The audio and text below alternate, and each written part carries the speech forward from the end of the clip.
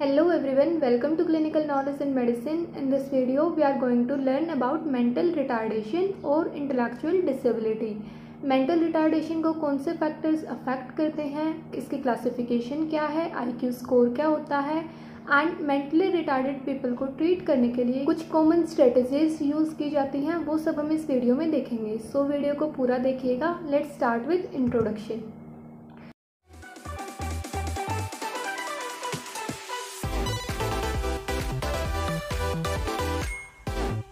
Mental retardation is also known as intellectual disability. इसमें जो intellectual functioning है उसकी लिमिटेशन होती है एंड जो मेंटल रिटार्डेशन है उसको कुछ फैक्टर्स अफेक्ट करते हैं। कुछ जेनेटिक फैक्टर्स हो सकते हैं या इन्वायरमेंटल फैक्टर्स हो सकते हैं। फर्स्टली हम बात करते हैं जेनेटिक फैक्टर्स की। जेनेटिक फैक्टर्स में जो मोस्ट कॉमन कोज होता है वो है डाउन सिंड्रोम। डाउन सिंड्रोम एक क्रोमोसोमल एबनॉर्मेलिटी होती है। हमारी बॉडी में 23 पेयर्स क्रोमोसोम्स के होते हैं, मीन्स 46 क्रोमोसोम्स। बट जो डाउन सिंड्रोम का केस होता है उसमें एक एक्स्ट्रा कॉपी होती है क्रोमोसोम की, 21st क्रोमोसोम। 21st क्रोमोसोम की ट्राइसोमी होती है, मीन्स 21st क्रोमोसोम 2 की जगह 3 प्रेजेंट होते हैं, तो टोटल 47 प्रेजेंट होते हैं। एक्स्ट्रा क्रोमोसोम होने की वजह से कुछ डिफेक्ट्स बॉडी में आ जाते हैं एंड मेंटल रिटार्डेशन भी एक डिफेक्ट में से ही है जो डाउन सिंड्रोम में देखने को मिलता है और मोस्ट कॉमन जेनेटिक कोज है मेंटल रिटार्डेशन का। नेक्स्ट है fragile x syndrome. Fragile x syndrome भी एक जेनेटिक डिसऑर्डर है। इसमें क्या होता है कि जो FMR1 जीन होता है उसकी म्यूटेशन हमें देखने को मिलती है एंड ये मोर कॉमन होता है मेल्स में। कुछ और जेनेटिक डिसऑर्डर्स होते हैं जिनमें मेंटल रिटार्डेशन हमें देखने को मिलती है, as like Angelman syndrome, Rett syndrome, which also can lead to mental retardation. Most common is Down syndrome and others are Fragile X syndrome, Engelmann syndrome, Rett syndrome, etc. Next बात करते हैं environmental causes की। Environmental causes में कुछ factors होते हैं, prenatal factors, perinatal factors and postnatal factors. Prenatal, perinatal, postnatal, in words से आप क्या समझते हैं? प्रीनेटल फैक्टर्स वो सारे फैक्टर्स हैं जो ड्यूरिंग प्रेगनेंसी अफेक्ट करते हैं। मीन्स कोई फीमेल प्रेग्नेंट थी और ड्यूरिंग प्रेगनेंसी वो किसी इन्फेक्शन के कांटेक्ट में आती है या फिर वो कोई सब्सटेंस इनटेक करती है, एज लाइक अल्कोहल अब्यूज़ या ड्रग अब्यूज़। और इन्फेक्शंस जो सीवियरली अफेक्ट करते हैं प्रेगनेंसी में उनमें है साइटोमेगेलोवायरस का इन्फेक्शन या फिर रूबेला वायरस। इन इन्फेक्शंस की वजह से या सब्सटेंस इनटेक की वजह से जो बेबी होता है उसकी ग्रोथ प्रॉपर नहीं हो पाती और वो मेंटली रिटार्डेड होता है। फिर बात करते हैं पेरीनेटल फैक्टर्स की। पेरीनेटल फैक्टर्स वो सारे फैक्टर्स होंगे जो ड्यूरिंग डिलीवरी बेबी को अफेक्ट करेंगे, एज लाइक ऑक्सीजन डेप्रीवेशन अगर हो जाए during delivery of the baby, या फिर कोई प्रीमेच्योर बर्थ हो किसी बेबी का, या फिर कई बार वैक्यूम या फोर्सेप्स डिलीवरीज की वजह से हैंड इंजरीज हो जाती हैं, वो भी मेंटल रिटार्डेशन कोज कर सकती हैं। उसके बाद बात करते हैं पोस्टनेटल फैक्टर्स की। पोस्टनेटल फैक्टर्स में अर्ली चाइल्डहुड में कोई भी इन्फेक्शंस, हेड इंजरीज, माल न्यूट्रिशन या एक्सपोजर टू टॉक्सिन्स हमें देखने को मिलता है, तो वो लीड करता है इम्पेयर्ड कॉग्निटिव डेवलपमेंट को, जो कि मेंटल रिटार्डेशन को बाद में बोला जाएगा। माल न्यूट्रिशन मतलब न्यूट्रिशन भी एक इम्पोर्टेंट फैक्टर है बच्चे की ग्रोथ के लिए। अगर न्यूट्रिशन स्टेटस बेबी का हेल्दी नहीं होगा तो भी चांसेस होते हैं कि जो बेबी है वो उसका जो इंटेलेक्चुअल डिसेबिलिटी है वो देखने को मिले। So perinatal factors, prenatal and postnatal. Next बात करते हैं क्लासिफिकेशन की। जो मेंटल रिटार्डेशन और इंटेलेक्चुअल डिसेबिलिटी है उसमें जो उसकी क्लासिफिकेशन है उसमें काफ़ी कुछ चेंजेस किए गए हैं रिसेंट ईयर्स में। करंटली जो हम फॉलो कर रहे हैं वो है DSM-5 classification, diagnostic and statistical manual of mental disorders edition 5th, which is published by American psychiatric association. इसके बेसिस पे जो मेंटल रिटार्डेशन है उसको डिवाइड किया गया है 4 क्लासिफिकेशंस में। First one is mild intellectual disability. इसमें जो IQ रेंज रहेगा वो होगा 55 to 70। जो मोस्ट ऑफ इंडिविजुअल्स होते हैं वो इसी कैटेगरी में आते हैं, मतलब लार्जेस्ट परसेंटेज जो मेंटली रिटार्डेड का होता है वो माइल्ड लेवल का होता है। जो ये इंडिविजुअल्स होते हैं इनकी जो कॉग्निटिव डेवलपमेंट है वो डिले होती है as comparison to a normal individual. जो एकेडमिक स्किल्स की अगर बात करें तो ये अपनी एजुकेशन को 6th स्टैंडर्ड तक अचीव कर सकते हैं और अप्रोप्रिएट सपोर्ट और हेल्प के साथ। प्रैक्टिकल एंड सोशल स्किल्स ये सीख सकते हैं। नेक्स्ट बात करते हैं मॉडरेट इंटेलेक्चुअल डिसेबिलिटी। इसमें जो IQ रेंज रहेगा वो होगा 35 to 50। जो इनका कॉग्निटिव डिलेज होते हैं वो थोड़े ज़्यादा देखने को मिलेंगे as comparison to mild, and communication skills भी अफेक्टेड होती हैं, सेल्फ केयर स्किल्स भी अफेक्टिंग होती हैं ड्यूरिंग अर्ली चाइल्डहुड। एकेडमिक जो स्किल्स होती हैं, एकेडमिक प्रोग्रेस इनकी लिमिटेड होगी, और ये जो इस कैटेगरी के जो इंडिविजुअल्स होंगे वो बेसिकली रीडिंग और राइटिंग स्किल्स ही सीख पाते हैं। And ongoing support and supervision से ये सेमी स्किल्ड वर्कर्स में अपना फ्यूचर देखते हैं, एंड मतलब कंप्लीटली डिपेंड नहीं होते हैं, ये सुपरविजन और सपोर्ट से इंडिपेंडेंट लाइफ के सर्वाइवल कर सकते हैं। नेक्स्ट है सीवियर इंटेलेक्चुअल डिसेबिलिटी। इसमें जो IQ रेंज होता है वो 20 to 35 होता है। इसमें सब्सटेंशियल कॉग्निटिव डिलेज देखने को मिलते हैं, कम्युनिकेशन स्किल्स और जो पर्सनल केयर है वो भी अफेक्ट होती है इंडिविजुअल्स की, और एकेडमिक स्किल्स मिनिमल होती हैं, and they require structured supervised environment और specialised residential facilities for their survival.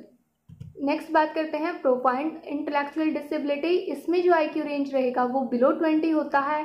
जो इंडिविजुअल्स होते हैं उनमें सीवियर कॉग्निटिव इम्पेयरमेंट्स देखने को मिलते हैं, कोई कम्युनिकेशन स्किल्स नहीं होती हैं, एंड अपनी डेली लाइफ की एक्टिविटीज़ के लिए ये कम्प्लीटली डिपेंड होते हैं। जो इनको रिक्वायरमेंट होती है इंस्टीट्यूशनल केयर की। नेक्स्ट बात करते हैं कि जो इंटेलेक्चुअल डिसेबिलिटी है ये सिर्फ IQ स्कोर्स पे ही डिसाइड नहीं की जाती, बल्कि कुछ फंक्शनिंग जो एवरीडे लाइफ की होती है उस पे भी डिसाइड की जाती है। The severity level provide a general framework for understanding intellectual disability, but some specific needs and capabilities of a person should be carefully assessed and addressed. So इन्हें मतलब IQ स्कोर के बेस पे हमें एक idea तो लग जाता है, बट साथ में हमें जो अदर स्किल्स होती हैं वो भी देखनी चाहिए। नेक्स्ट बात करते हैं IQ स्कोर या इंटेलिजेंट क्वेश्चन। इंटेलिजेंट क्वेश्चन एक कैलकुलेशन होती है प्रॉब्लम सॉल्विंग एबिलिटीज की और कॉग्निटिव स्किल्स की। इसमें जो स्कोरिंग हम कैलकुलेट करते हैं वो करते हैं IQ score is equal to mental age divided by chronological age into 100। जो मेंटल एज होती है वो हमारे एक जो टेस्ट होता है उसके बेसिस पे आती है, क्रोनोलॉजिकल एज हमारी जो एज बाय बर्थ होती है वो होगी। IQ स्कोर को हम कैलकुलेट करेंगे।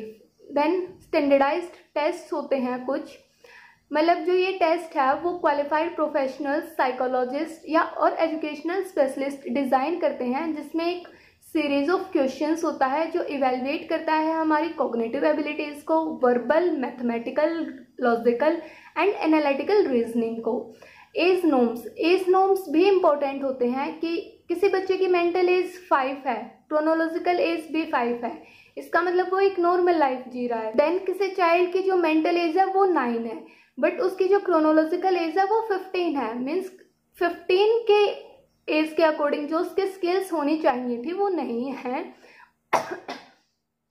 उसके जो स्किल्स हैं वो 9 के एज के अकॉर्डिंग है। सो एज नॉर्म्स भी एक फैक्टर होता है जो IQ स्कोर को कैलकुलेट करने के लिए यूज किया जाता है। फिर है नॉर्मेटिव डाटा। नॉर्मेटिव डाटा में एक स्टैंडर्डाइज्ड डिस्ट्रीब्यूशन होता है स्कोर का, जो एक बेल कर्व की हेल्प से रिप्रेजेंट किया जाता है। जो मीन स्कोर है वो 100 पे सेट किया जाता है और एक स्टैंडर्ड डेविएशन के साथ 15 पे सेट करके। मीन्स जो एक नॉर्मल जो मोस्ट ऑफ पीपल फॉल करते हैं जिस IQ स्कोर की रेंज में वो होता है 85 to 115। बिलो 85 मीन्स जो कैपेबिलिटीज़ हैं वो थोड़ी लो होते चली जाएंगी, और अबव 115 आर एक्स्ट्रा ऑर्डिनरी और एक्स्ट्रा इंटेलिजेंट पीपल्स। कैलकुलेशंस की अगर हम बात करें तो जो IQ टेस्ट है उसको हम कैलकुलेट करेंगे, उस स्कोर को एक स्टैंडर्डाइज स्कोर में कन्वर्ट करेंगे। देन उस स्कोर के बेसिस पे हम देखेंगे कि जो पर्सन है वो नॉर्मल है या उसमें कोई कॉग्निटिव डिलेज है या कॉग्निटिव इम्पेयरमेंट है। नेक्स्ट बात करते हैं कि different type of IQ test design किए गए हैं। जो IQ टेस्ट हैं वो उनकी कुछ लिमिटेशंस होती हैं जो किसी पर्सन की इंटेलिजेंस के लिए हो सकती हैं, बट IQ टेस्ट के साथ साथ हमें पर्सन के अदर एस्पेक्ट्स को भी देखना चाहिए, एज लाइक इमोशनली पेशेंट की कंडीशन क्या है, क्रिएटिव जो स्किल्स हैं वो कैसी हैं, प्रैक्टिकल स्किल्स कैसी हैं।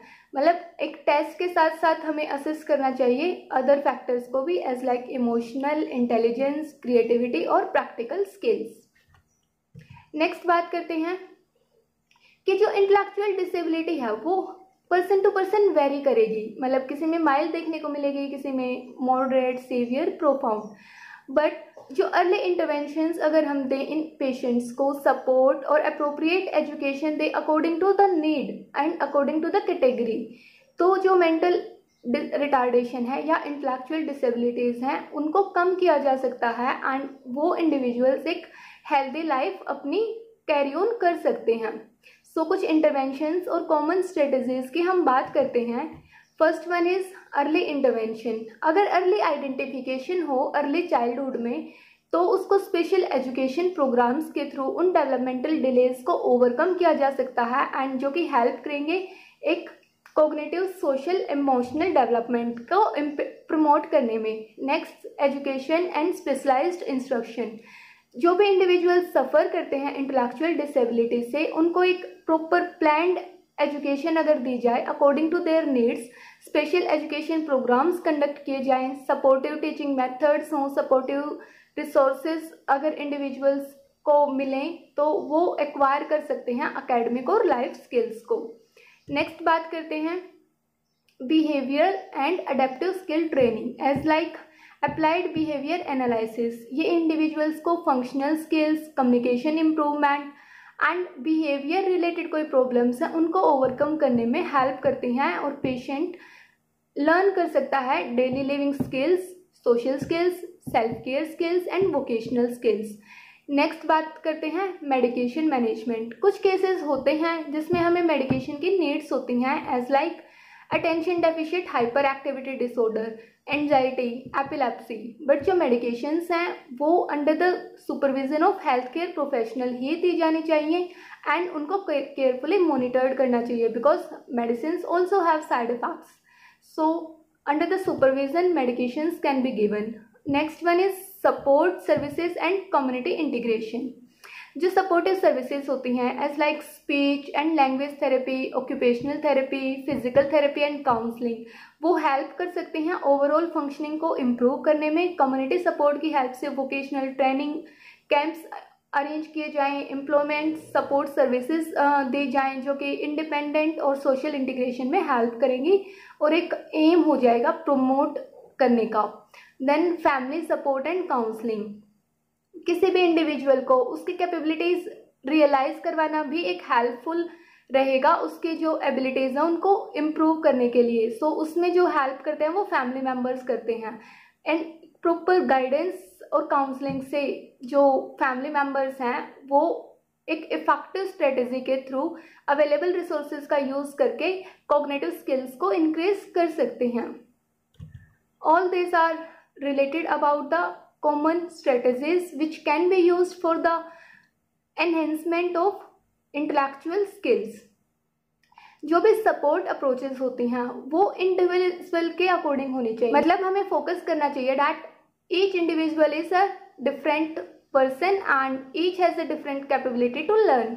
उसके बेसिस पे हमें अपनी जो मल्टी डिसिप्लिनरी टीम है जिसमें एजुकेटर्स होंगे, थेरापिस्ट होंगे, हेल्थ केयर प्रोफेशनल्स होंगे, सोशल वर्कर्स होंगे एंड उनके एक जो प्रॉपर ट्रीटमेंट प्लान है वो हमें देना चाहिए सो दैट उनके जो स्किल्स हैं वो एनहेंस हो सके और एक वो इंडिपेंडेंट लाइफ सर्वाइव कर सके। This is all about mental retardation, which factors affect mental retardation, how the score is calculated and on the basis of score classification of mental retardation और intellectual disability. Hope so video आपके लिए helpful रही होगी। Keep watching clinical knowledge and medicine, share and subscribe our channel. Thank you.